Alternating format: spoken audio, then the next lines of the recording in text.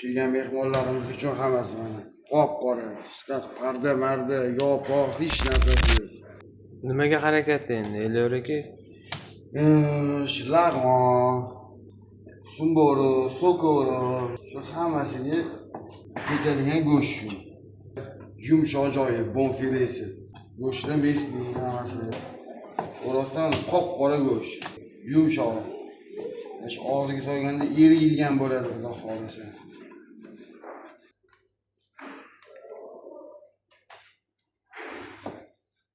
Kelgan mehmonlarimiz uchun hammasi mana qop-qora, hech parda marda yopiq hech narsasi yo'q. Hammasini shilib olib tashlaganmiz.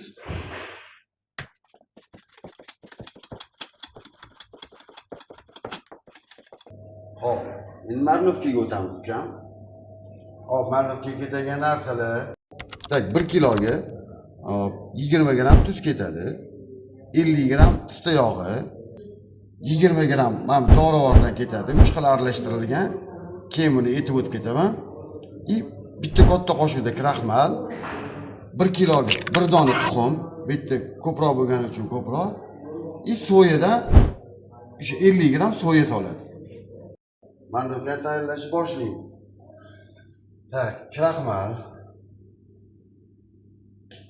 solamiz. Unga ozgina suv solish kerak bo'ladi. Kraxmalni yaxshilab eritib olish kerak. Kraxmalni yaxshilab eritib, anaqa qolmasang, ko'mir bo'lib bitta joyga yig'ilib qoladi.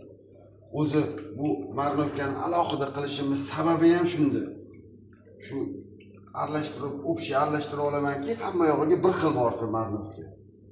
Soya, dorivorlari, tuz, pista yog'i, tuxumi.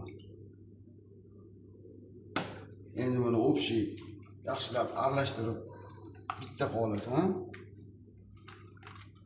Buni alohida tayyorlashimiz sababi ham shunda. O'sha bitta Marnovka qilganingda hamma yog'iga bir xil borishi uchun, yetib borish uchun dorivori ham, tuzi ham, shu yog'lari, hamma narsasi. Mana keyin buni hamma yog'iga yoyib chiqamiz. Shundan mana bir xil hamma yog'iga bir xil boradi.